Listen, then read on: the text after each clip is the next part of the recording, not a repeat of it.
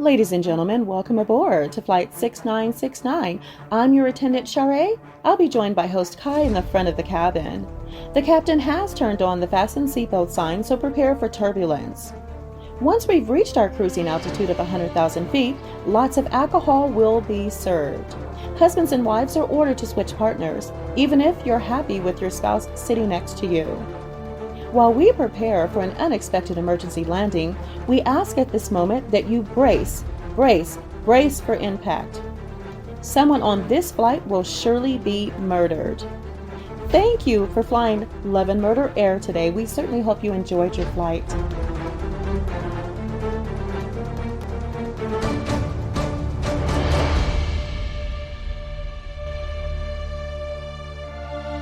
Good evening, everyone. Welcome to a new episode of Love and Murder. I am your host, Ky, along with my co-host, the wonderful, the beautiful, the tall, because I didn't know you were that tall. Anyways, take it away. Oh my gosh, every week it gets a little more weird but interesting because I always want to see how is she going to give the description of my intro, like, okay, that'll work. But you know what? So here's the thing. Okay, so You didn't introduce yourself. Who the hell is talking right now? Okay, well, I am Chare. She just gave all the adjectives, but yeah, she was introducing me. Chare. So this is our midnight recording, which we've never done before. So if we sound a little delirious, it's because we probably are. So that's my disclosure. So now we can get started. Yeah, Char, every week I have to come up with something new. I can't keep saying the same adjectives for you. Okay, well, now they know, everyone knows, hey, she's a tall drink of water, Tall. too. A tall drink of water. So anyway, this is Love and Murder, weekly podcast that's true crime about relationships gone terribly wrong. And when I say terribly wrong, Char, how wrong do I mean? You mean dead wrong, Ky. Dead wrong, like D-E-D, dead, not even D-E-A-D, D-A-D, but D-E-D. Exactly. It's so dead wrong, they take the A out of it. Exactly. So with our podcast, we bring you a case in the form of a story. It has mystery, it has suspense, and we sprinkle it with just a little bit of humor on top. Now, if you think you shouldn't have humor along with true crime, then I completely understand. This is what we do. This is not what you like. You don't have to listen. So that's what I have to say. Now, you can check us out on Stitcher, Apple Podcasts, or wherever you get your podcasts. We are everywhere, like the plague. Follow us on social media. Links are in the description below. But if you just want to hear my gorgeous voice saying it at the end of the show, I will be saying the links at the end of the show. If you want bonus episodes of the craziest, and when I say craziest, I mean craziest. We'll talk about that later. But of the craziest true crime stories, bonus episodes, relationship Q&A. We'll actually give you one-on-one of relationship advice. Yeah. Char's crazy stories. Then definitely visit us on patreon.com/love and murder and become a subscriber. It is only $3 a month. Now, if you have listened to our show before and you like it, then please head on over to Apple Podcasts, hit that purple button, and give us 5 stars. You can say whatever you want in the description. What that does, it helps bring us up in the charts and helps other people easily find us. Now, we are going to get into this crazy case that's also a famous case. So I wonder if y'all will be able to figure it out when I say the name or as I get into the case. And actually, a movie was based on this case, which I'll tell you at the end of the show which movie it was. And speaking of the end of the show, you're definitely going to want to stick around for that. I am totally serious. Like, I know some people start listening and then they stop, but I'm telling you, this is not the case to do that. Don't start listening and just leave it in the middle. You are going to miss a crazy ending. I'm so curious. I can't even take the suspense. I'm trying to think. I'm racking my brain like, what is it about? Is it this case? Is it that one? Maybe I've seen this before. So do you think I'll guess it in the first 20 minutes, Ky? You might. I don't know. I mean, y'all know Char is getting the case just as the same as y'all are getting the case. So she's hearing it just like y'all are hearing it. So you might get it in the middle. We'll see. Okay, let's go. I think this case, though, closely rivals our last one, which was the case of Catherine Knight, episode 35. That was a delusional. It was that. Yes. I don't even know what the other word is. I'm telling you, so many people listened to this case and reached out to us, Char. Yes. Oh my God. Look, if you haven't listened to our last case, case number 35, you gotta go back and listen to it. It's worth it, guys. After it you really listen is. to this one, go back and listen to 35. You can go to our website, www.murderandlove.com. That's love and murder backwards. And in our menu, there's an option that says listen. Just click on listen and look for episode 35 and listen to that. I am telling you, that was a crazy case. Yeah, it'll be so worth it. I mean, because I have friends that were asking me, hey, send me that link again. You guys are crazy. You're so much fun.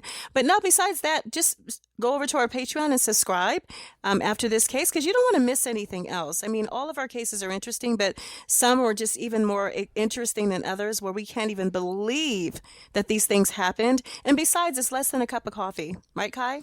Just Yeah, and that's the thing that I do want to point out about our Patreon. It's commercial-free episodes there. Again, we'll talk about that more at the end, but commercial-free episodes, because right now we have commercials in these episodes because we got to get paid.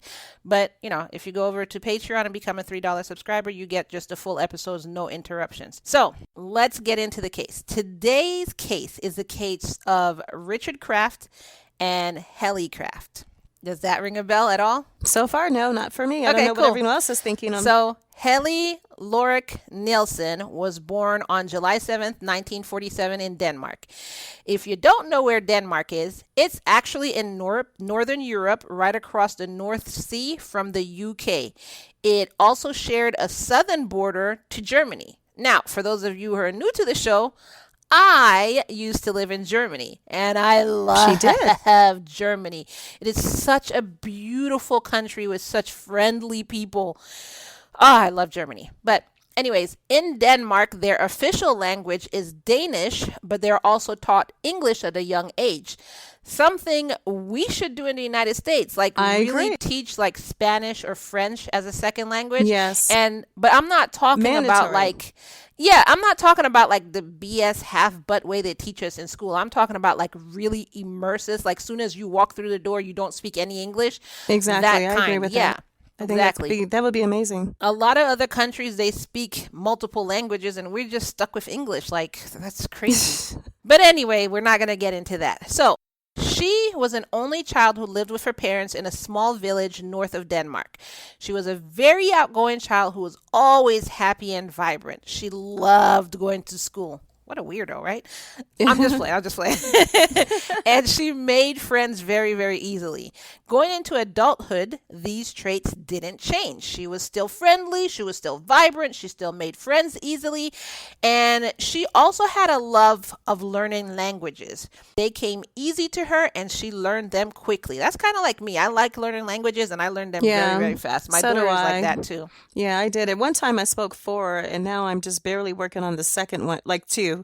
Starting all over again. Yeah. But yeah, I think, you know what, too? I think when you're younger, it just comes natural. I mean, yeah, for younger children or people, they learn languages easier. Yeah. Mm-hmm.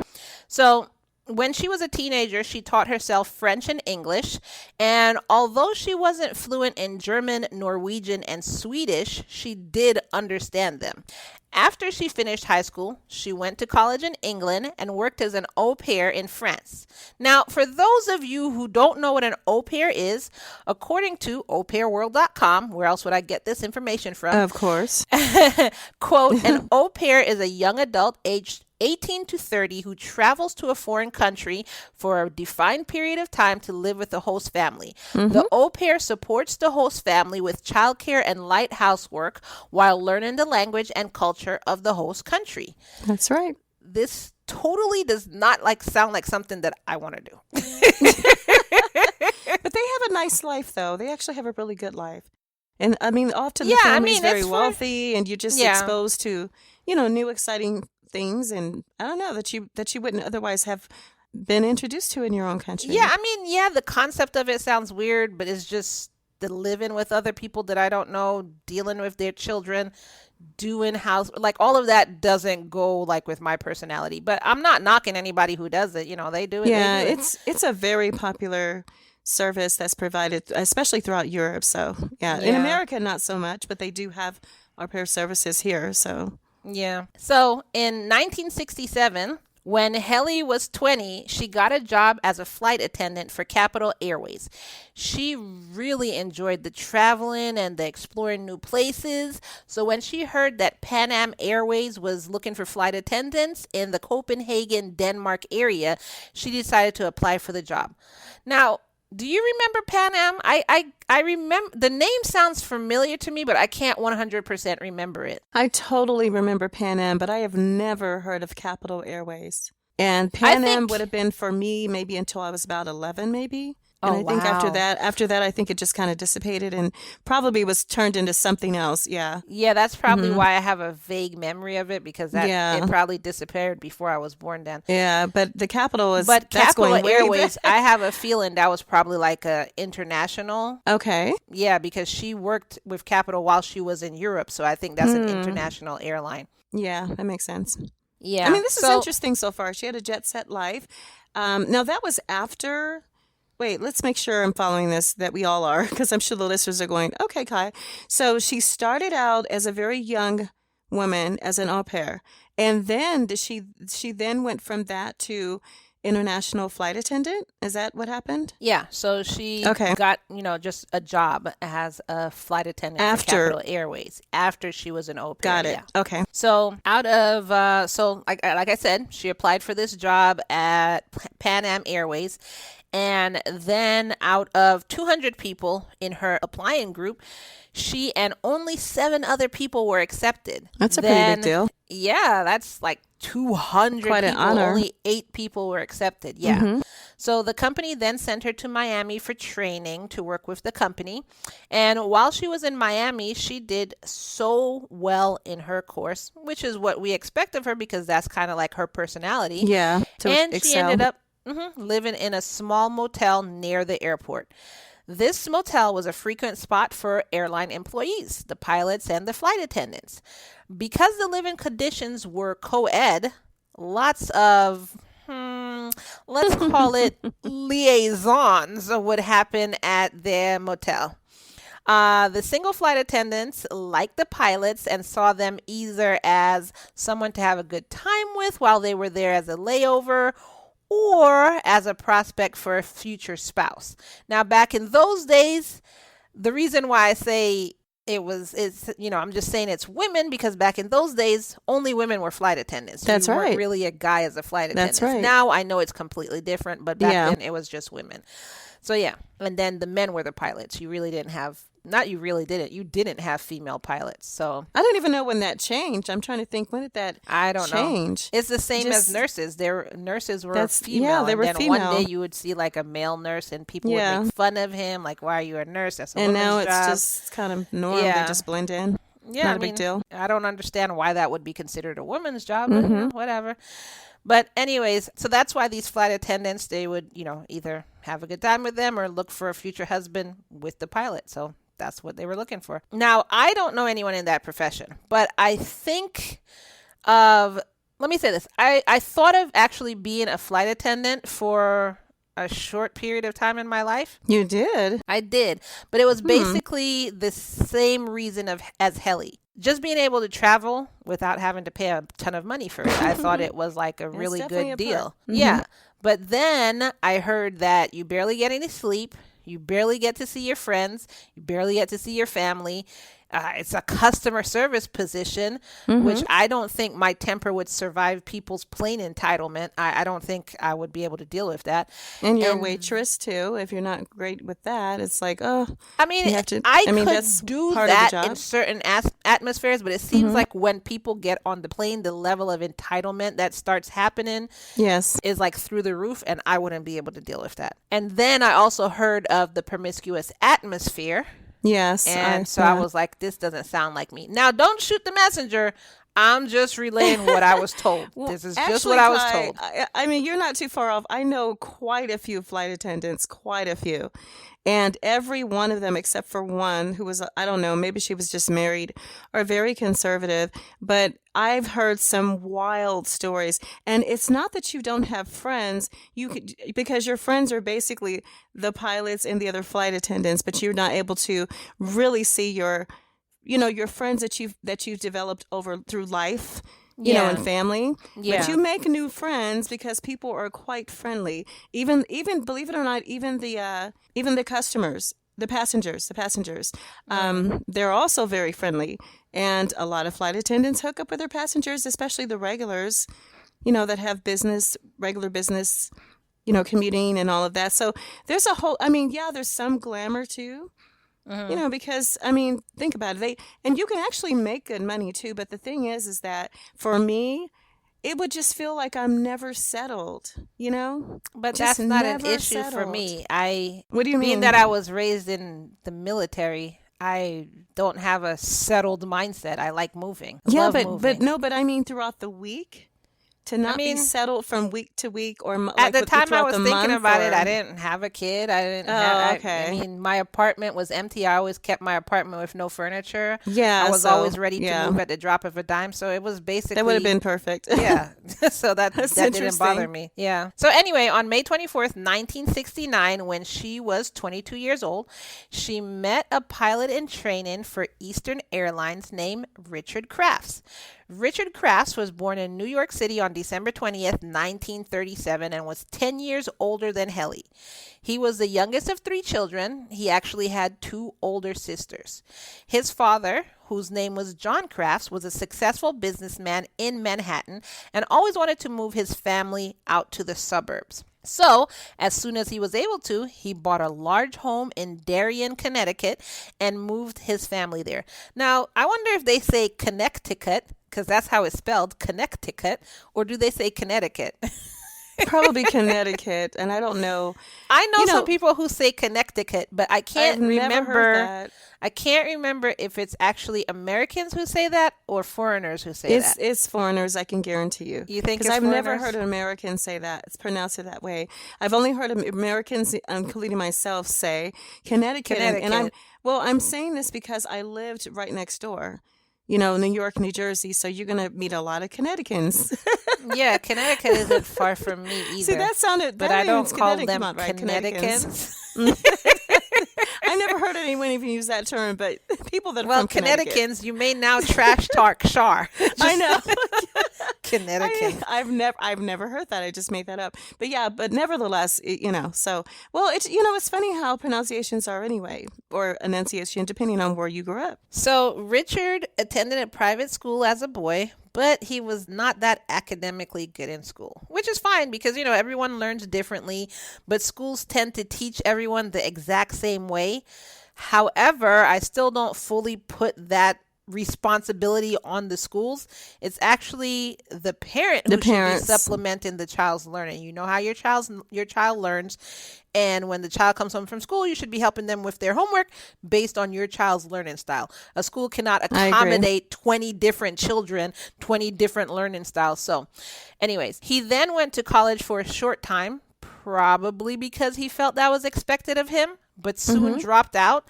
And in 1956, at the age of 19, he just unexpectedly up and joined the Marines. And what's their slogan again? The few, the brave, the proud, the Marines. Yeah, it's the few, the proud. He was that's what I was going to say. Is it the few, the proud, the Marines? Yes. Or the few, the brave, the Marines? No, it's the few, the proud. You sure? Yes. Anyway, tell us in the comments below. Is it the few, the brave, or the few, the proud? I don't know which one it is. It's a hair split over here, so give us the right answer. Let us know in the comments below. But I'm saying that because I did all 4 concentrations of a program called ROTC, because I was preparing to go into the military. I wanted to be in the CIA, believe it or not, and I had to do this military training, and I was actually like the captain over my entire school's. It's a long story, but anyway, the point is I did exceptionally well. So one school I did the Army, the other the Air Force, the Navy, the other school, and then the last was the Marines. So yeah, platoon, that's the word. So I was the captain over the entire, we had 600 on our unit. And I mean, this is in high school. So, and nevertheless, I still didn't go in. I never joined. Just wasted your time. Good Lord. No, So because anyway, no, but let me just tell you what happened. It's actually, there's a cutoff for the CIA and the FBI. You cannot be older than 27 years old. And I didn't realize that. So I let a lot of time go by. And then I saw an advertisement in a magazine, and my husband at the time says, well, honey, aren't you going to do that? And then we looked at, the information, like, oh, but you can't be older than 27. He goes, oh, gosh, Char, how did you just let that go right by? So that was it. It was just that simple. And I moved on with my life like nothing happened. But that was what the training was for. well, Crazy story, I have right? a lot to say on that little tiny story, but I'll save it for another time. Okay. So anyway, when I said he unexpectedly joined, what I meant by this is basically nobody thought he was going to join. Like, he never talked about the military. His family didn't expect him to do that. His personality wasn't of one who wanted to go to the military. So everybody was really, the Marines? Like, where did that come from, So while he was in the Marines, he worked in aviation and became pretty good at flying helicopters. He also trained on working with, quote, fixed wing aircraft. So I had to research that and find out what that was. Now, according to educaling.com, quote, a fixed wing aircraft is an aircraft capable of flight using wings that generate lift caused by the vehicle's forward airspeed and the shape of the wings. Basically, all that to say that the aircraft that he flies is like the commercial planes that we usually fly in. That's a fixed wing aircraft. That's it. Well, that makes sense. It makes sense. The wing is there. It's fixed. Yeah. He also, other than the wings with the rotating propellers on it, that's not a fixed wing aircraft. Right. That one makes Yeah. sense too, because Yeah. it rotates and it's not just in one spot, Yeah. stationary. Mm-hmm. So he also became a certified pilot, and in 1958, at 21 years old, he PCS to Korea and then to Japan. Now, for civilians, PCS stands for Permanent Change of Station. Mm-hmm. Like, freaking good Lord, this this episode is becoming the Encyclopedia Britannica. So I got to switch into my British accent since we're the Encyclopedia Britannica. I think you should. While he was there, he flew for Air America, which was a recognized branch of the CIA. That's pretty good. It's not so bad over there across the pond, eh? Oh, that's the other pond. Never mind. Yeah, that's the other part. So, he flew for Air America, which was a recognized branch of the CIA. He flew missions in Southeast Asia in countries like Laos and Vietnam. While on a mission over in Laos, he was injured, but he still stayed in Asia and worked on missions until 1966 when he was 29 years old, and then he came back to the U.S. at that time. Once back home, he flew as a civilian for a number of small companies until he finally secured a pilot job with Eastern in 1968. At that time, Eastern was one of the United States' largest airlines, which means that he was hired for some serious money. Absolutely. I remember that one too, but then it's like a vague memory after that. But I do remember that one. I don't think it lasted very long. I don't remember that company at all. Of course you don't. You weren't even, what they Born. say, quite a thought just yet. So in 1969, when he was 32 years old, he had proposed to his girlfriend at the time. She said yes, and so now they were engaged. Then one day, while he was in Miami, welcome to Miami, he met a pretty little blonde woman who was 22 years old from Denmark and named Helly. While he's engaged. Good Lord. A lot of these people that we do cases on have cajones of steel, boy. Oof. I mean, they just move so quickly. It's like, hi, my name is, and your name, hey, do you want to get married? It just seems that way with our cases, but maybe it's not. Maybe there's a lot of he proposed to his girlfriend romance. And then met Helly. And, he actually told Helly that he was engaged to be married. And she was like, oh, that's fine. I don't want to marry you. I just want to have a layover with you, if you get my meaning. And the pun is intended, everyone. So they started a fling, and throughout some years, they actually maintained an on and off relationship. And while they did an on and off relationship and he was still engaged to be married, he continued sleeping around with other women. So Okay, well, he's a pilot, right? he's sleeping with his fiancée. He has Helly. And I mean, he has, I shouldn't say this, but I'm going to say it. Y'all could berate me all you want, but I'm going to say it. He had hoes in different area codes. There's no way I couldn't say that. And trust us on that. It really is a song. Oh my God. If you don't know that song, you need to don't stop playing this. But after our episode, you really need to research that. Go check it out. Google it, YouTube it. It's there. Yeah. Anyways, Helly's friends, however, did not like Richard. A lot of them even openly was like, I don't like you. Get out of my face. I don't like your face. I don't want to talk to you. Like they openly told him they don't like him. They constantly tried to get her to leave him because they couldn't understand why she was so into him. I know people like this. Oh my God. I don't never mind. Anyway, she's having a flashback, everyone. Dude, you know me and my flashbacks. Yeah. But anyways, she was like, the way they described her, she was hot. She could have any guy she wanted. But she constantly chose this cheating sack of diseased rhinoceros pizzle to go back to. And they just couldn't understand why. Well, that sounds like half the pretty women in the world, including myself. I mean, that's nothing unusual. We don't really know how to pick the right guy. Thank you, Char, she's just an example. Including yourself in the pretty women of the world. Oh, yes. Okay. Well, that's one of the adjectives that you use when you introduce me, Ky. So I'm just going along with it. I've never said one of the pretty women of the world.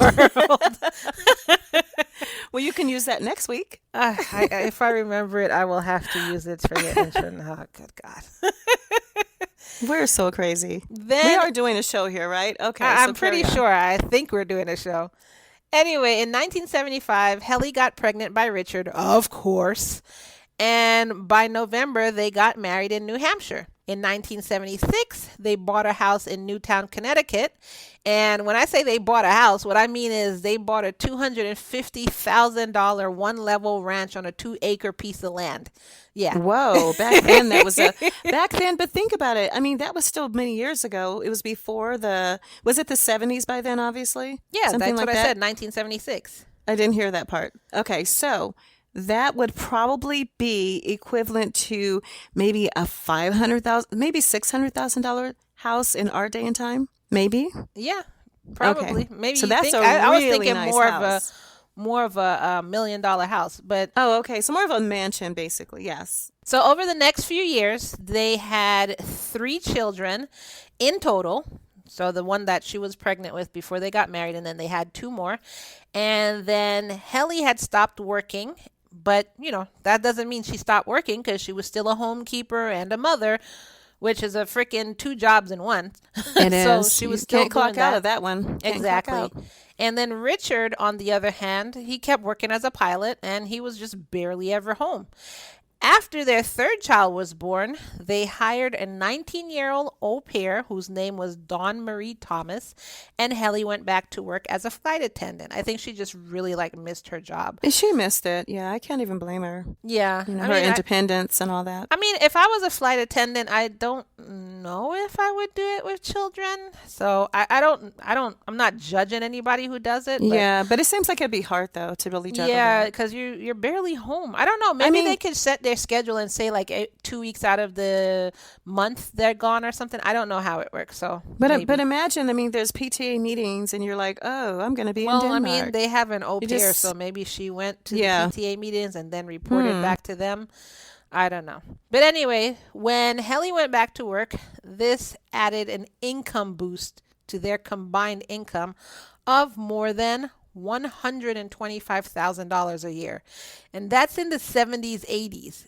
Can you imagine just how rich they were? $125,000 a year in the 70s and early 80s? And that's with both incomes, right? Because that's the boost. Yeah. Oh, yeah, that is pretty good, though. Yeah. It's freaking crazy. And you pretty much can have anything you want between the 2 of you. And everything was cheap back then. Yes. Woo. Anyways, Richard had a passion. We all have passions and hobbies. And Richard's passion was gun collecting. He had shotguns, handguns, 44 caliber revolvers, 9mm automatics, 357 So he had an arsenal. magnums, crossbows, high-powered rifles, semi-automatic weapons, grenades. Grenades? He had an arsenal, and then he went war on us. Oh my Good gosh. Lord. And then on top of that, he just had a freak ton load of ammo, just a lot of ammo. Like, wow. What was he preparing for? That is so strange. that was his hobby. Like, that was his hobby. I don't think But he was prepared for grenades any. as a hobby? I get the don't guns, know. Grenades, yeah. I think Wow. he just saw. He was like, you know what? I think I'll take this one. I'll take that one. It's like, good We'd Lord. have to get a divorce at the grenade. I can deal with the arsenal because most of my men have an arsenal, literally. You know that they. I think it would be the grenade launcher. That's and the what do you call that? The fire. What do you call that? That blows fire. The flamethrower. A grenade launcher and flamethrower. That's when I'd be like, all right, it's time for. Wait a divorce. minute, he had a flamethrower. No, too? I'm just saying. That's my cutoff point. Yeah. We do have our limits, everyone. Okay, Yeah. we have our restrictions in a relationship. For real, yeah. Grenade launcher and a flamethrower is Yeah, that's when where Ky I and call I are it like, quits. nah, Yeah, no. that's no. I need to see my lawyer. I'm seeing my lawyer in private too. I'm not telling him anything. Of He course has not, because he'll Yeah. pull that pin. You know. So he had that hobby. And then when he was home, he would spend hours and hours cleaning, polishing, and organizing his arsenal. Then, whenever there was a gun show in Jersey or Connecticut, he would go to find out what was there and what he could add to his collection. He's like, you know what? I don't have a flamethrower yet. I might just get that. Yeah. But Helly, on the other hand, didn't agree with Richard's passion. She didn't understand why he had so many pieces and why he would spend so much time away from his family when he was supposed to be home from a job that already took him away from his family. Like, you're a pilot, you're already gone most of the time. Yeah. And then when you come home, you're like gone too. Like, aside from that, there were still other troubles in the marriage. Helly would be around her friends with bruises on her face, but she would never tell them where the bruises came from. Like, you know how people are always like, I fell down the stairs. I opened the door and gave myself a black eye. But side note, that's a true story. Who? Look. Let me just explain this to you. Please, because inquiring minds want to know in New Mexico, Look. and the listeners are going, Ky, what are you saying? Let me tell you. I am super clumsy. I have, oh my God, y'all are going to be like, how? But I swear on everything, this is what happened. I've opened the door and walked dead into the door. Was it a glass door, Ky? No, just a regular door. And was my a regular husband door. was like, how? I opened the door and walked into the door. I have dropped the phone and bust my lip. I have pulled up the covers to like cover myself and punched myself in the mouth and split my lip. Like, I'm telling you. Oh my gosh. Well, I mean, yeah, I'm kind of that clumsy too, but I yeah, have that's really tripped funny. on nothing. I have fallen up the stairs. Oh my God. I was telling a story and I did something to my shoulder. I thought I dislocated my shoulder just telling the story. Oh my God. I'm telling y'all. So, I mean, there's a possibility there's some people out there that have bruises and it really didn't come from their husband. But I really think Helly's came from her husband. I didn't see that Helly was clumsy, so I'm just saying. It's a possibility. You've definitely take the cake with clumsiness. Do you remember, did I tell you that when my family and I took that staycation back in August to that really nice hotel, I called the desk and asked for a steam iron, right? Mm-hmm. And as soon as they handed it to me, because I'm getting dressed, right? We're supposed to be going to this lovely restaurant at the top of the hotel outdoors. So as soon as they handed it to me, I was like, well, how do I open this thing so I can just take the water out? And boom, I dropped it on my toe and it's steel. Ooh. It's made of steel. And I literally, oh my God, I hit my toe so hard that I literally dragged a trail of blood around the entire hotel room. And then, so my mom called calls, ring, ring. Hey, are you dressed? Because we're going up now. We're on the elevator. I was like, sure, I'll be right there. I literally was bleeding profusely and went to the 4-star restaurant and had a wonderful evening. But it's just another day in my life of clumsiness. So, but I still think you have me beat. I asked my mom, I said, who in the family is clumsy? And she was like, nobody. So I don't know where I got it from. And then my daughter is as clumsy as me. And then one of my cats is clumsy. I don't know if anybody has seen a clumsy cat, but it's hilarious. My cat falls up the stairs. Her cat is clumsy. My cat falls up the stairs, falls off of stuff. My cat is hilarious. So wow. I don't know how we're so clumsy. And then my husband, on the other hand, is smooth. I was like, have you ever tripped? He's like, he thought about it. He said, yeah, I think I tripped once. You son of a... Yeah, but you trip over nothing there. No, but he's in his whole life, he can remember probably tripping once. Like, he's the type of person that'll lean like against like a door frame and be like, hey, girl. And me, I'm the type of person who will go to lean against the door frame, and completely miss it, grab the curtain, pull that down. Oh, my gosh. Oh, my gosh. That is really hilarious. Wow. I definitely can understand that. Anyway, yeah, so she would go to her friend. She'd have bruises, not tell them where the bruises came from, and they'll be looking at her like, Helly, tell us if, is he abusing you? And she's no, I don't know. I cut myself with a razor. Like, dude, your eye is black. How does the razor do that? Don't worry about it. Anyway, then Richard would also come home from work and then just leave. Like, he'll come in, pack a bag, and then just leave and stay gone. He wouldn't call her to tell her where he is, wouldn't tell her where he's going, wouldn't tell her when he was coming back. And whenever he did come back, he never even told her where he had been. He was just gone. Yeah, he's just living a single life. Yeah. In a marriage. Except he has a wife and 3 children, not even just one. He also controlled all of the money, and then because of this, he made Helly pay for all the household bills and expenses, and then he would go ahead and spend his own money on just whatever he wanted to do. But I thought she went back to work though, and she brought a lot of extra income in. Yeah, but her money went towards the house and the kids and everything like this, and his money went towards him being a bachelor. Exactly, a bachelor. Yeah, other than guns and trips, he also liked to spend his money on landscaping equipment like lawnmowers and tractors. And one time he even spent $25,000 on a backhoe, and he never even used it. Oh my God. He would just buy stuff and then like leave them in the front lawn to just rust and break. So then my question is, why? What's the point? It sounds like it's just a taunt poor Helly. Just to taunt her because she can't spend $25,000 on anything. I mean, if she could afford a $250,000 house mortgage, I'm pretty sure she could spend $25,000 on something. No, because he doesn't permit her to spend her money. That's my point. Oh, I see what you're saying. Yeah, I think that's taunting me. You're going to have this rusty rake at this point. It's rusted because it's been sitting there through, you know what I mean? Through snow and rain and just whatever type of environment. And then I'm just walking past this in our garden, our yard, and I only wanted to get a new car or whatever, and I can't because you are controlling the money, but that's $25,000. But honestly, at a certain point, I'm just opening a new bank account and put in my paycheck in that bank account. A private one, of course. Bite me. Yeah, I'm not allowing you to control my money.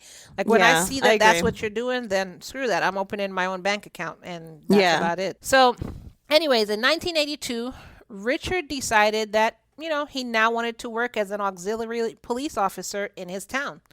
Now, auxiliary cops are not members of the regular police force, and they have limited police powers. Like, they can't arrest anyone, and they're not even classified of conservatives of the peace.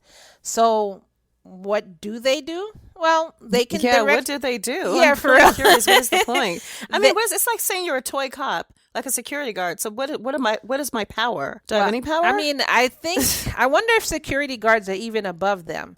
So they can direct traffic. They can help control the chaos during a natural or man-made disaster. They do desk work, or, they lock up the office, like stuff like that. That's the kind of stuff they do. It sounds incredibly boring. I don't know why anyone would volunteer to do something like that. I mean, or sign up to do anything like that. These type of officers or cops, they make about $12 an hour. Now, I'm not saying that anything is wrong with that.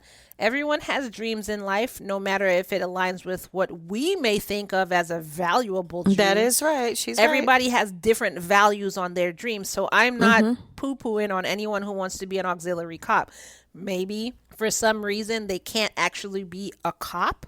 So this is the next best thing to them. But what I am saying is, in the case of Richard, you have a freaking high-paying job. So does your wife. Your work keeps you away from your family, from your children most of the time. Why are you trying to add something that you clearly don't need to be doing to your list? Just none of this makes sense to me. So he took that as a side job, Ky? Yeah. Yeah. What? Yeah. And he was still working as a pilot.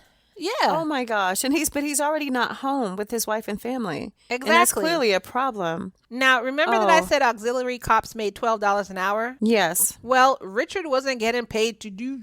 He was doing it as volunteer. That's what I said. I would never volunteer to do that. Nope, he That's was exactly why I volunteering. used that He wasn't term. even doing it because at I've heard of $12 an hour. volunteers that do it. Okay.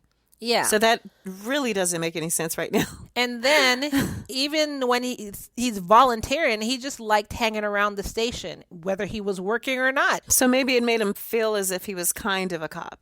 Maybe. Just, why wouldn't you just try to be a cop then? And exactly. So he would just hang around the station, and he would also sometimes take police calls, even though he wasn't allowed to do it. Whoa. Exactly. Now, in 1984, when Richard is now 47, he was actually diagnosed with colon cancer and given a 2% chance to survive. This came as a shock to him and his wife, but Helly decided to stand by his side. In 1986, Richard then got a part-time job as a police officer, finally, in the neighboring town of Southbury for $7 an hour. He's still a freaking pilot, by the way. Why are you making $7 when you could have made $12 if you actually got paid to be the auxiliary cop that you didn't even have to sign up for, but instead you volunteer, and meanwhile you were never home. And instead of that, you were already a full-time pilot. What the heck is going on here? Dude, I don't know. He paid out of his personal money for additional police training, and then he bought himself a 1985 Ford Crown Victoria and spruced it up with radios, antennas, a siren, and even a police light. So basically, he bought a cop car and then spruced it up to look like a cop car. Exactly. That's what I thought was an oxymoron. Yeah. Now, by this time, when he did all of this, even the cops are looking sideways at him because along with all of this, he took his job even more seriously than the other cops did. Not to say that they weren't serious about their jobs.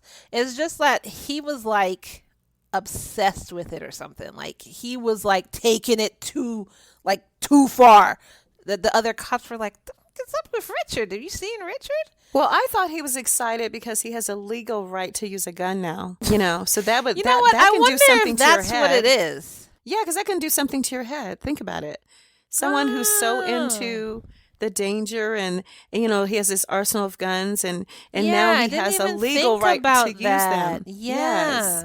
Wow. Anyway, while he's doing all of this, he's still a pilot. So he's a pilot working as a police officer, going to gun shows, and being MIA with his family. And he still found time for other women. Now that I don't know how it's possible. How did he freaking find the time?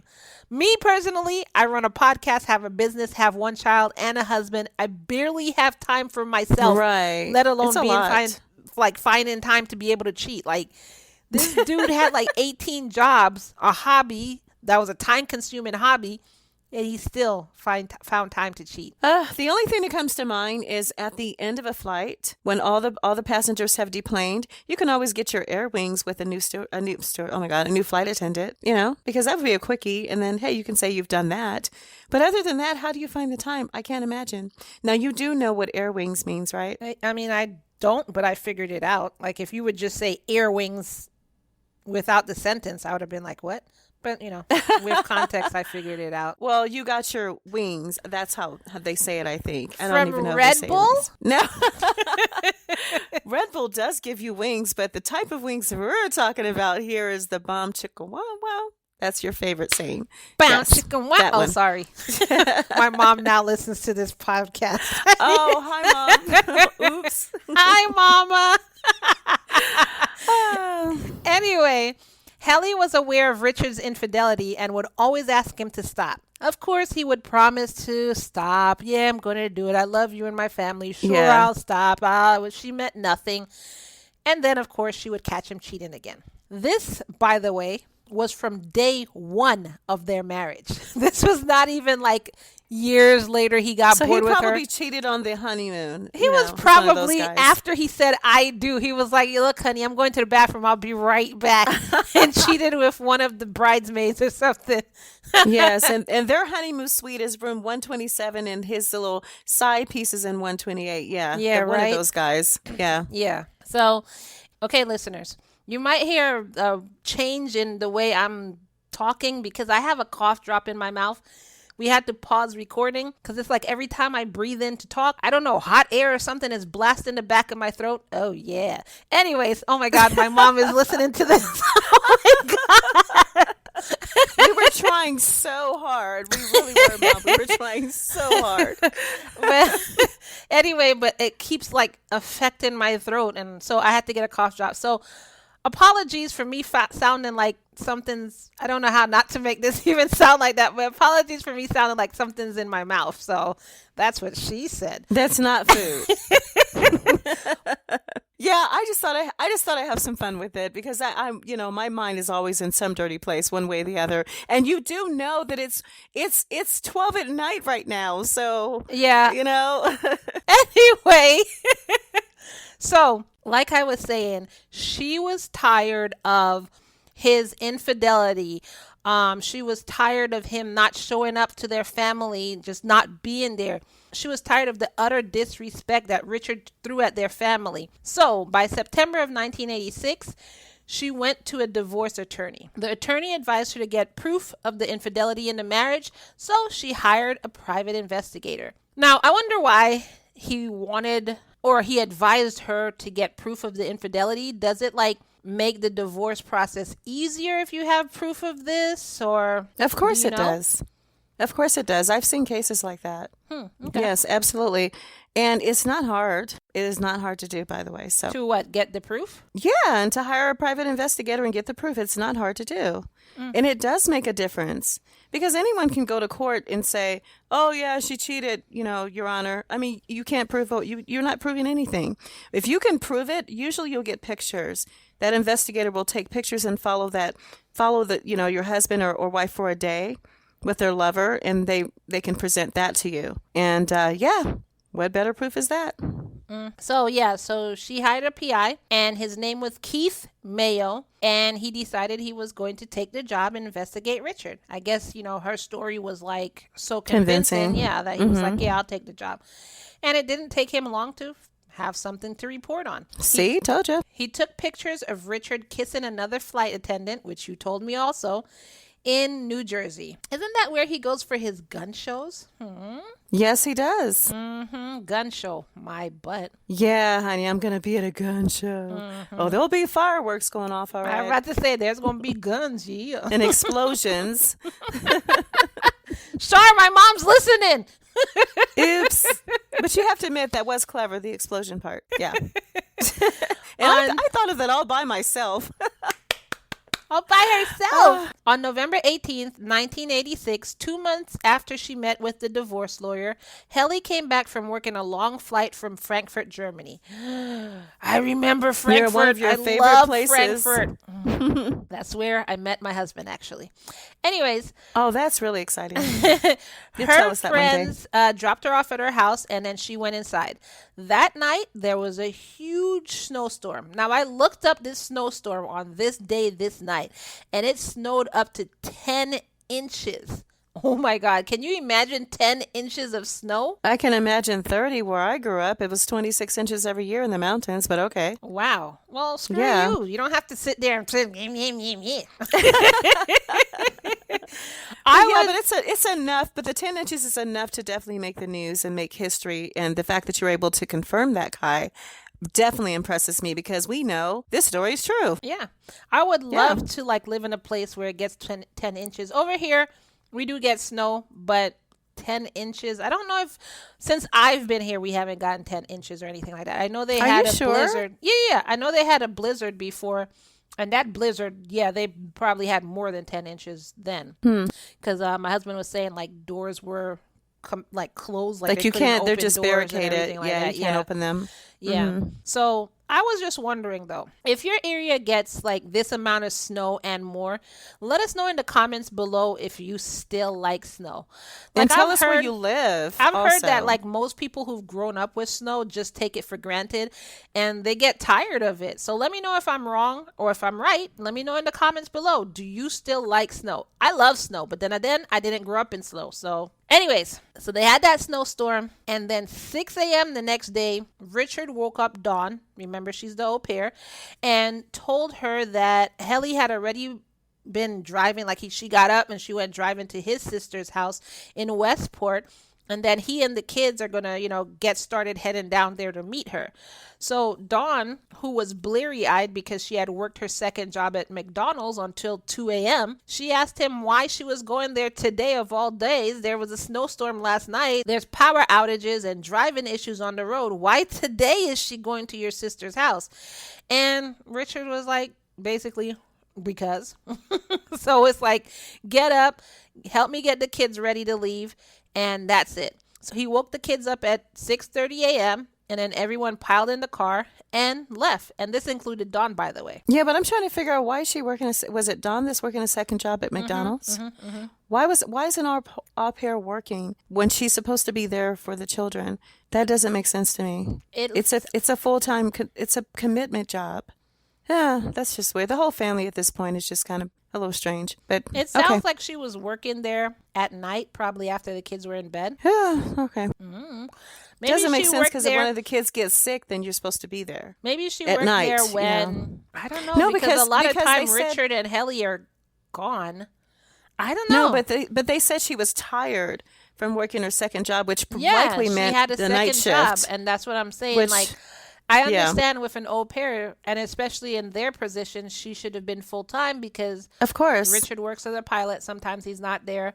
Helly works as a flight attendant. Sometimes she's not there. So I don't know. Maybe she wanted some change, like just extra money for. She probably just wanted to get away from that crazy house for a moment. Maybe that too. A couple of times a week, because she can see dysfunction. Yeah, definitely. So maybe, I don't know. Maybe she just wanted to be out, like you said. So the children, him, and Dawn head on over to his sister's, and when Richard dropped them off at his sister's house, Dawn noticed that Helly wasn't there, and after dropping them off, Richard booked a Yui and left. So it's not like he was even he was coming in the house. He wasn't even staying. Yeah, he just dropped them off and then immediately turned around and left. And then he came back later that evening at 7 p.m. But he came back and Helly never showed up. So then Dawn asked Richard when Helly was going to come, and he was like, I don't know. That's between Helly and Helly. I don't know. So everyone went to sleep or whatever, and then when Dawn woke up the next day, she looked around and she saw that Helly still wasn't there. And she asked Richard again, hey, what's going on? Where is Helly? When's she coming? You said she left before us. We're here. Where is she? So this time, he said that Helly was actually in Denmark with her sick mother. And that's like, that's not what you told me yesterday. And it's not like a week passed by. It's only been like 6 hours, dude. So and she well, it takes a lot longer than 6 hours to get to Denmark from Connecticut. So like, or anywhere. How is your like okay? Like that's all she had to like. She had nothing. Just like okay. I guess she just blinked herself there. Okay, yeah, right. That just didn't even sound right. That is the most pathetic lie. Oh God. So now she knows that something's not right. So after the storm passed, everyone went back to the house, but Helly still wasn't home. While cleaning, Dawn noticed a missing piece of carpet in the master bedroom and asked Richard about it. He said, oh, it's the normal. It's a funny story. It's what everyone does. Such a normal story. So what happened was I spilled kerosene there, and then I have to have the carpet replaced. But then me being me, I would have been like, yeah. Why did you have kerosene there? No, my question would have been like, why is a piece of the carpet missing? I understand you have to have the carpet replaced, but what does that have to do with cutting out a piece of the carpet? Yeah, that's true, like a patch. Yeah, so that would have been my question. So a few days later, the carpet was replaced. Helly also wasn't reporting to work. Like, she didn't call work and say, hey, I'm in Denmark taking care of my mom. She wasn't calling to say, hey, I need to take a few days off. She just wasn't reporting to work. She wasn't talking to her friends. And whenever everyone asked Richard where she was, he would tell them, don't worry. She'll be back soon. She's still in Denmark with her mother. And then he added one more, which she's visiting with a friend in the Canary Islands. Like, he would just tell a bunch of different stories. And not even stories that made sense, just random stuff like, whatever, whatever. So after they hadn't heard from her in a while, and since she had told some of her friends, quote, if something happens to me, don't think it was an accident, end quote. Whoa. One of her friends decided to call the police and reported her missing on December 1st. That was 2 weeks after no one had heard from her. 2 whole weeks? Yes. Why didn't the police get involved before that? They didn't know. Like, police because no one else reports. The husband's not going to report it. Wait a second. What do you think? Police just like have their ear to the ground and like, okay, who's missing? We got to know who's missing. Who hasn't arrived home in 24? What are you talking about? Why weren't police involved? Nobody told them. Hey, so police, the neighbors, the you kids, need to the get, neighbors, you need the to do your grandmas, job better. Apparently, you need to know when people are missing before they even tell you they're missing. That's according to Char. No, because logic says to me, nosy neighbors, grandma, grandpa, aunts, uncles, sisters, brothers, someone, husband. I mean, this is just weird. That's all. She's an only child. Remember, yes, that's right. Her mom's in Denmark. Right. Remember, her children are little. Yeah. Remember, they are asking him where she is, and he's telling them she's in Denmark, which could be plausible. Like, her mother became ill and she ran off to Denmark, because if your mother got sick, you're not stopping to think, let me tell my friends I'm leaving. You're going to go take care of your mother. So it could be plausible. But after 2 weeks of no word, yeah, that's kind of like, no. Wow. So I could understand. Something's definitely, something's not right. Usually, it's the husband who calls in the person's missing. Exactly. So not the friends, because they don't live with you 24/7. You know what I'm saying? It's usually the husband. So yes, your spouse. Mm-hmm. Yeah. So, or your spouse, yeah, like you said. So then on December 4th, police called Richard in for questioning and to do a lie detector test. He went down to the station and passed the lie detector test with flying colors. Whoa. Now, amazing. I don't know if you guys know, but a polygraph test is actually inadmissible in court. Did I say inadmissible? I meant inadmissible. So we kind of figured that. A polygraph test is inadmissible in court. You cannot use it. It's usually used to help with the investigation. Polygraph tests are not always right. So they basically work, and this part I'm not really sure. They basically work based on the person's pulse. I think it was based on the person's pulse, but this is coming from my memory and I can't really remember. But I do know this part is accurate.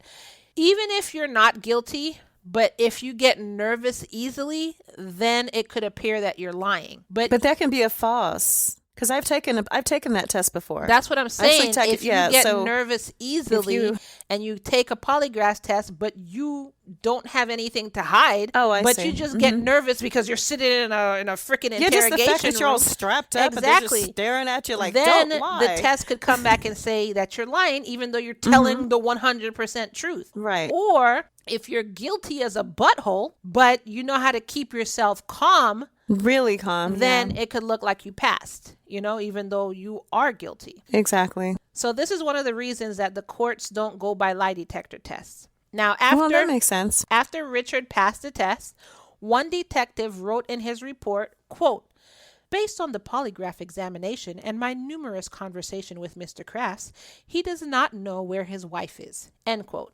However, other officers didn't believe Richard no matter what the test said. Police spoke with Helly's friends, who constantly called to find out how the investigation was going, and found out that Richard was very abusive to Helly, both mentally and physically. They told the police that she frequently had bruises on her face, and who knows what on other parts of her body that they couldn't see. It's just the face that you saw. That's what you saw on her face, let alone her freaking chest, her stomach, the parts of the body that you couldn't see. She probably had bruises there too. They also told police about the statement that Helly made about if Richard said it was an accident that happened, not to believe it and stuff like that. So on December 11th, detective asked the Southbury Police Department to send over Officer Crafts, because he was working night shift at that time, December 11th. So they asked him to, this other police station, to send over Officer Crafts, which was Richard. And like I said, he was on duty at that time and they needed to question him. So they didn't even wait for him to get off of work, just send him over. So he came to the Newtown Police Station that night in full uniform for his interview.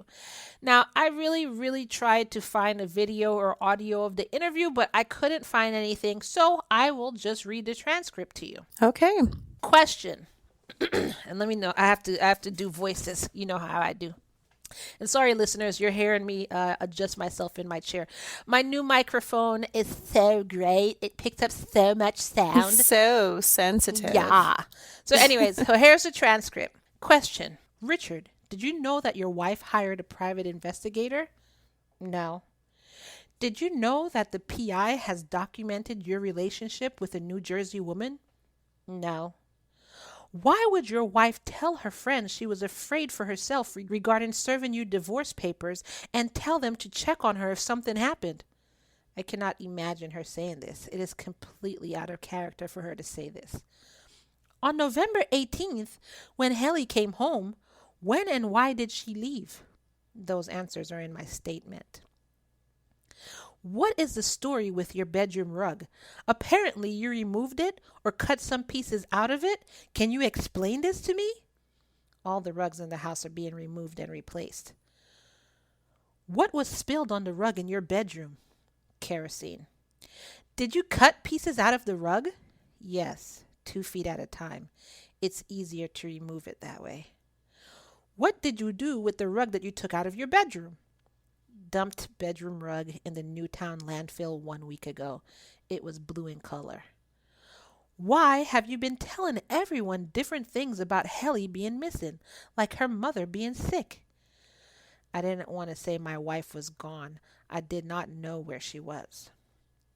Has Helly received any mail since she's been missing? No, she has gotten no letters since she left. She usually gets about 2 letters a week. And that was the transcript. Thank you. Very good. It's not bad at all.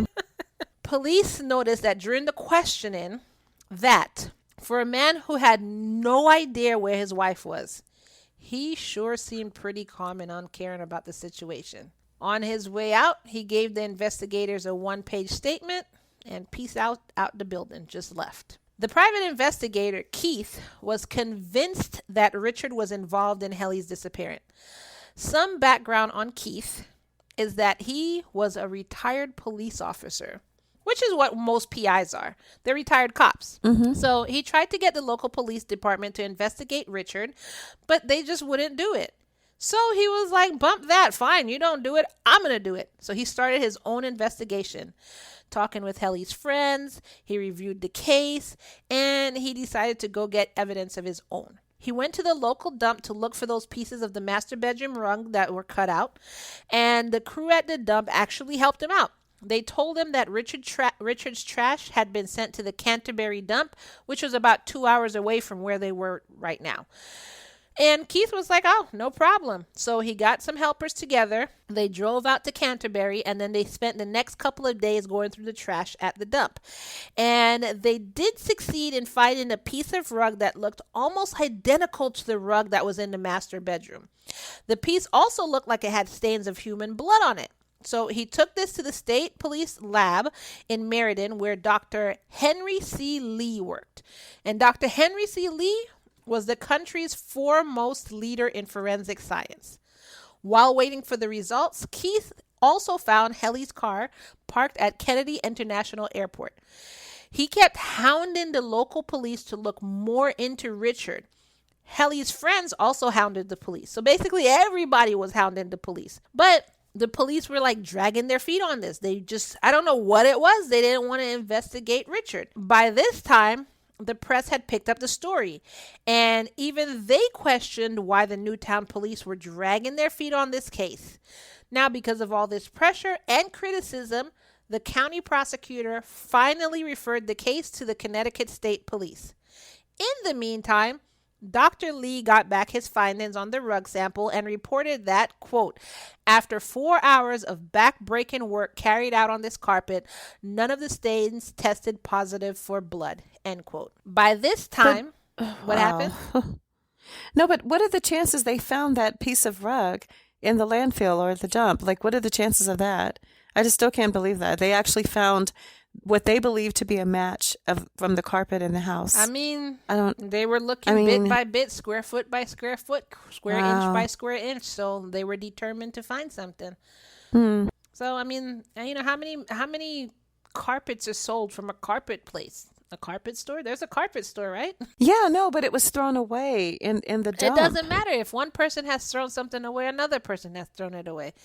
I mean, and it's the dump. It's not like that carpet could have been there for a month before Richard threw away that piece of carpet. You know what I'm saying? It's not like they get rid of the trash that quickly at a dump. So, right. Anyways, by this time, the Western District Major Crimes Unit had the case and started looking more at Richard's activities immediately after Helly disappeared. They looked at his phone records, they looked at his credit card purchases, and they looked at just, in general, all his activities.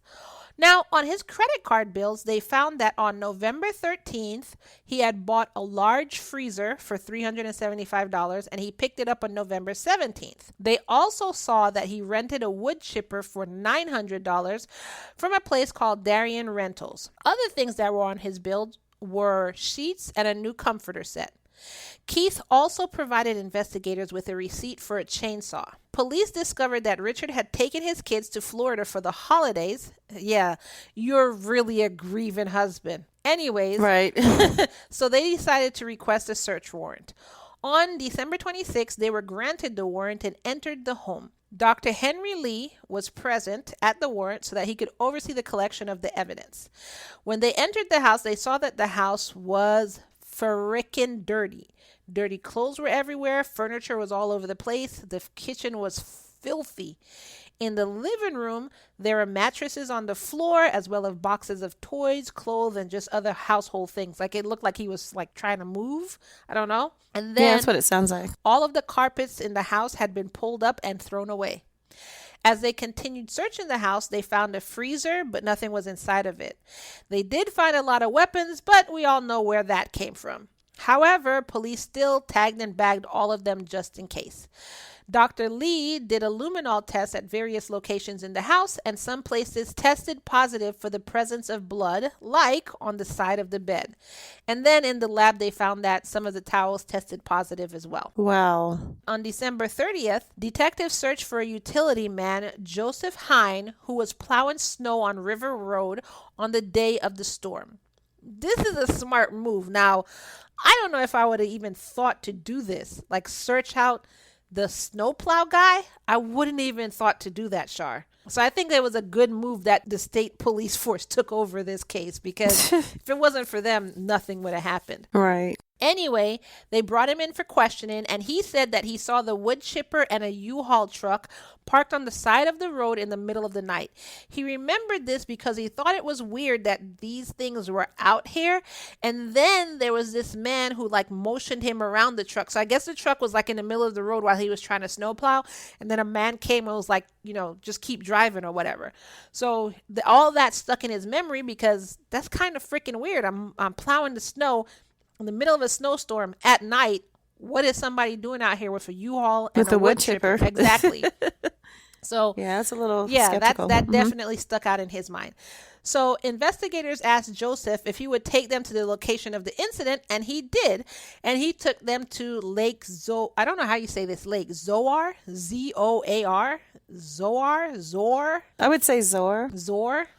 I don't know. Yeah. So when police searched the water's edge, they found small pieces of metal and about 3 ounces of human tissue, like a crown of a tooth, a pink painted fingernail, bone chips, Oh my gosh. a human toe, a piece of a finger, bleached blonde hair, and O-type blood. The same type of blood that they found in the house and the same type of blood as Helly's blood type.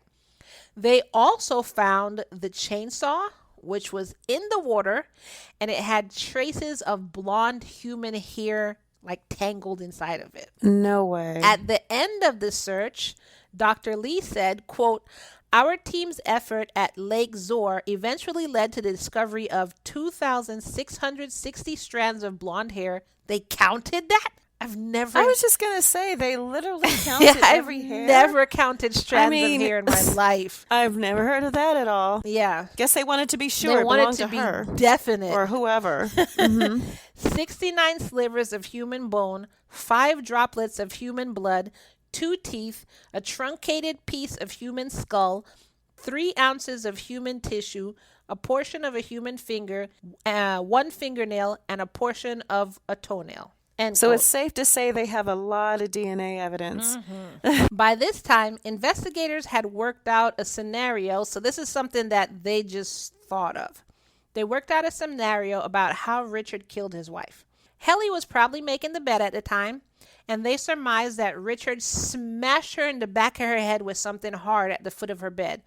They thought maybe that he used his police flashlight to bust her in the back of the head. Ah. Yeah.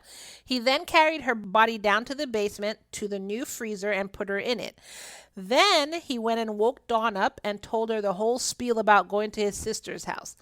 When he came back to the house, he took Helly's body up to a secluded piece of property that he owned in Newtown and used a chainsaw on the body to have smaller, more manageable pieces. Then he put those pieces back in the freezer. The next night, Richard took the body pieces out to Lake Zor along with the wood chipper and ran the body pieces through it. Then he ran fresh wood through the chipper to get rid of the gruesome evidence.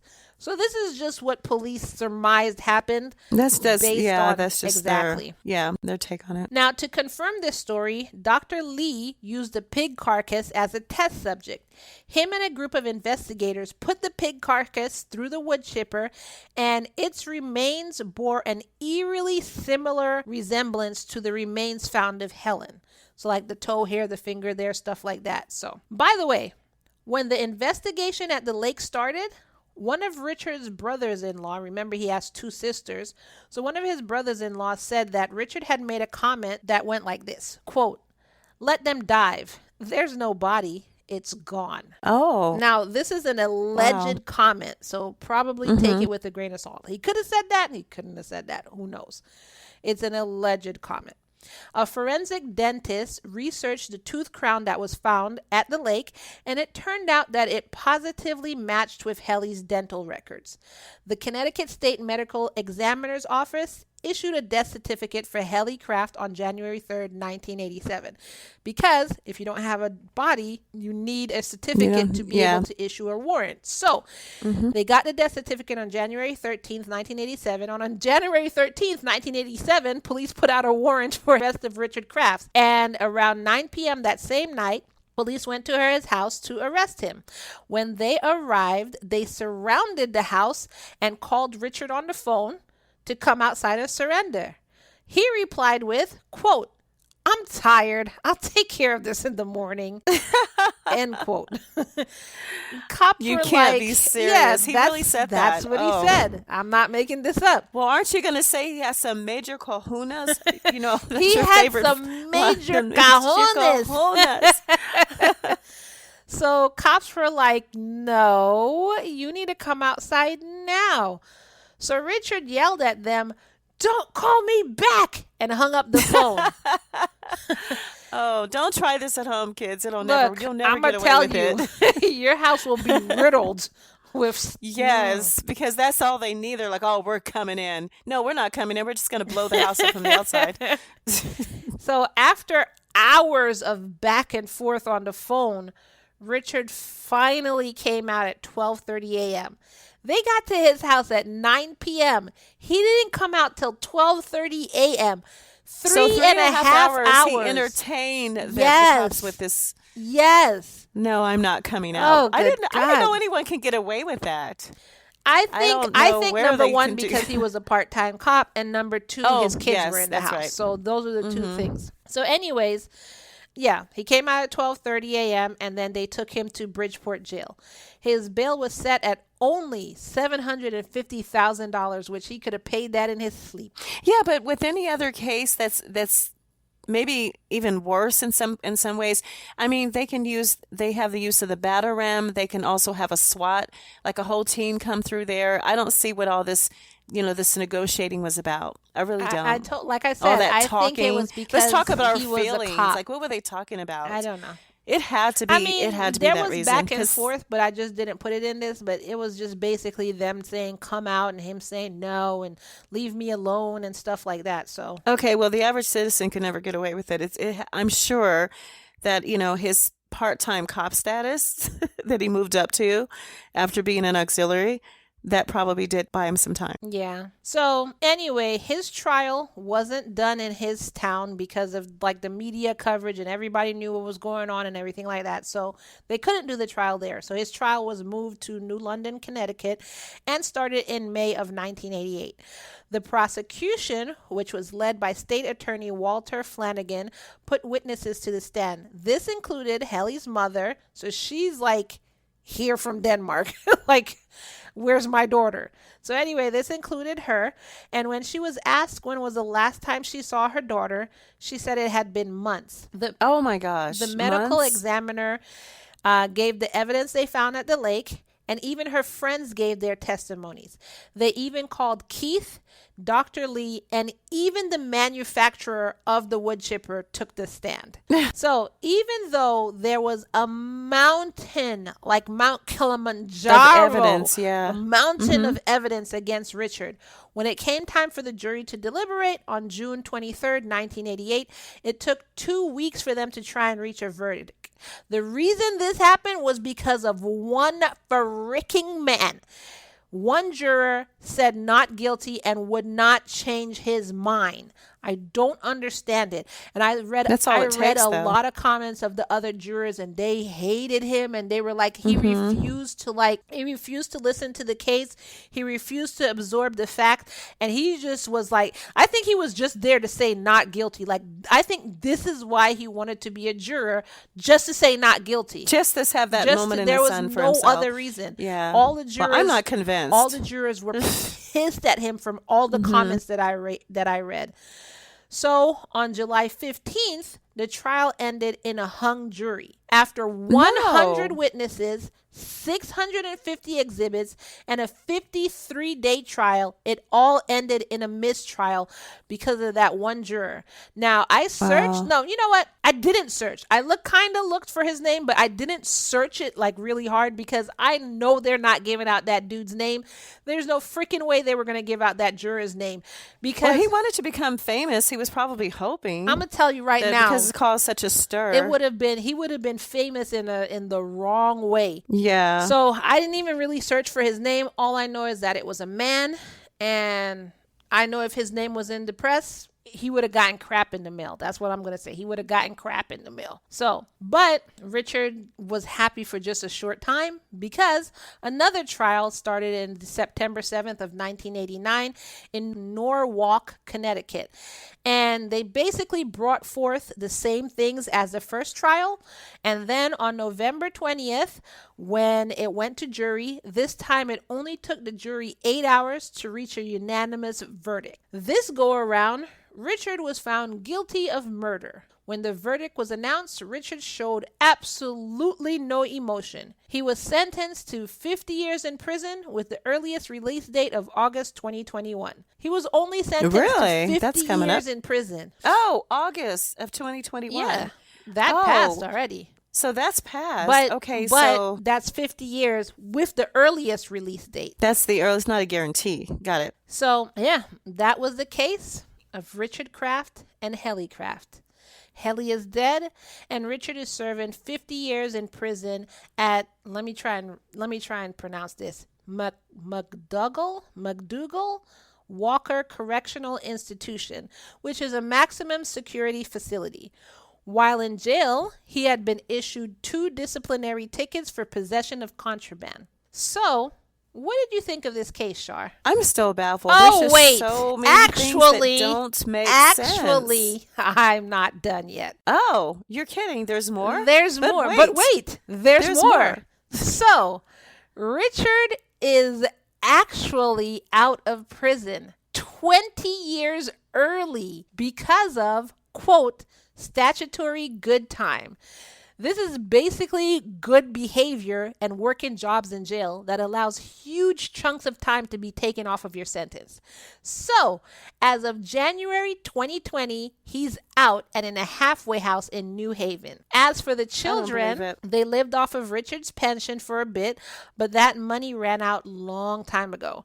Deborah Grover, who was the state-appointed attorney in charge of dispersing his pension fund, said that she's lost touch with the children once they became adults, so nobody knows what's going on with them. Keith Mayo, which was the private detective, the private investigator, died in 1999 from severe injuries he'd sustained from a car accident. Oh, gosh. Also, when Richard was asked why he married Helly in the first place, he answered with, quote, Helly was pregnant at the time we were married.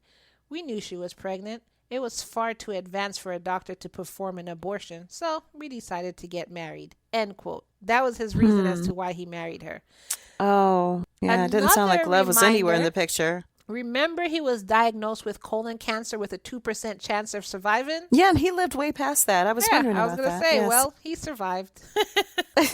So much for 2%. Right? What? Finally, as an FYI, this case was the inspiration for the 1996 movie Fargo. And that is the case of Richard Kraft and Helly Kraft. Helly is dead, and Richard isn't even in prison anymore. So now, what do you think of that story? I mean, there's just talk about 9 lives. He just gets away with everything, it seems. You know, he even beat the lie detector test. I'm just like... Well, he is a part-time cop who practiced being a part-time cop and was really serious about being a part-time cop. So he knew how to beat the lie detector test. Mm-hmm. So, yeah. He beat everything. That was a freaking crazy story. Yeah. And Mama, I said that was frickin', a loop-de-loop. just so you hear. Yeah, I was reading that story and it was like, as I was doing research, new things kept popping up and popping up and popping up. And I was like, oh my God. And I'm like sitting here thinking he's in prison. But then I do more research and find out he's not even in prison. It was like, what in the world? How is he out? He killed his wife and put her in a freaking wood chipper. And y'all are like, okay, good behavior. What? Yeah. I mean, now I remember the title of that movie, but I didn't know any of the details. And I've seen one other movie where a wood chipper was used to discard the body and all the evidence. But I remember it being icy and snowy, but I can't connect the two. So now I'm just so curious. I'm pretty sure a lot of our listeners are curious about this too, about wanting to kind of like really relive this story. Do you know where we might be able to find it? Have you found any of that in your research? Find what? If it might Fargo? be. Yeah. I mean, it's probably on Netflix or something. I mean, okay, give me a second. I will find it for y'all. We will do, it's 1:28 in the morning here. So we shall do research. Where can I watch Fargo? Okay, so Fargo is on Hulu. It's on the free version of Hulu. It is on Amazon. Oh, this one's not the movie. It's the series. The series is on Amazon Prime. It's on FX on Hulu. So I guess I don't know if that's the paid version of Hulu or the free version of Hulu. I thought it was the free version. It sounds like the free version. You can get because regular Hulu is not free. You can get it on Netflix. Oh. Yeah. So that's where you could watch Fargo. Wow, that was definitely very, very interesting. But I still can't believe. I don't understand why. that one juror just wouldn't let go. Like It's I said, no, I have to be a hero. I think he Or just really wanted to go in there and just say not Yeah. guilty. I don't think he even cared about the case. I don't think so either. Honestly, I don't think he cared about right or wrong. He just wanted to go in there and say not guilty. Because when I read the transcripts of the other jurors, they didn't understand it. They were saying he wasn't listening to the case. He wasn't taking the facts that they were giving him. And after a while, he just shut down and wouldn't even answer them anymore. So But what's particularly sad about that, Ky, is that when people do that as a juror, you are definitely doing not only an injustice. This is someone's lives, like their lives. I mean, yeah. their future, their everything Exactly. can be hanging on your judgment. And I think that was some type of power for this person to realize that he had control. I wonder how he that's got a through terrible the thing. process. Like, how did he get Yeah. through the process in the beginning, like to even become a juror? Like, Yeah. that's he angered me when I was reading up on him. He really angered me. But anyways, so that's our Well, episode. If so there you we like have this it. episode, then go to Apple Podcasts, hit the purple button, and give us 5 stars. You can say whatever you want in the description. You can say we were talking crazy at 1:30 in the morning. Whatever you want to say. But just please go ahead and do that. It helps bring us up in the chart and helps everybody else find our show. Don't forget to visit us on Patreon and become a subscriber for crazy bonus episodes. Like the last bonus episode we had was crazy, Crazy true crime stories. So you're going to get Florida crazy stories. You know those stories are crazy. You're going to get New York stories, which I just found out that New York is almost as crazy as Florida. And that I've got to see for myself. You'll also get Char's crazy life stories. Like this one time she said like she thought the CIA or the FBI or something had visited her. Look, I can't tell it. Go to our Patreon. You'll hear the story over there. We also have like 3 free episodes there for you. So you can check it out and listen to what you would be subscribing for. Also, if you get tired of hearing the commercials, I'm sorry, we got to pay our bills. But if you get tired of hearing the commercials, you can subscribe to Patreon for only $3 a month. And you can get ad-free full-length commercials on top of everything else that we're giving you, which is the crazy crime stories, which is Char's crazy life stories, which is relationship question and answers, which is relationship advice. You can send us your questions and we'll give you the advice on it. And so much more if you go to our Patreon, www.patreon.com/love and murder, and subscribe for only $3 a month. Don't forget to follow us on social media at facebook.com/relationship crime, Instagram at Love Murder Podcast, our Facebook fan group, which a lot of people are finding our fan group. You just search Love and Murder fan page. You could search that either in Facebook or you could even go to Google and search Love and Murder fan page and it will come up. And if you want merch, we have amazing merch. We have sweatshirts, hoodies, crop top hoodies, long sleeve t-shirts, short sleeve t-shirts. We have your workout, what do you call them? Workout, what is it called? Like like sweatsuits. Not sweatshirts, but the t-shirts, like it's, I can't even think of it. Whatever.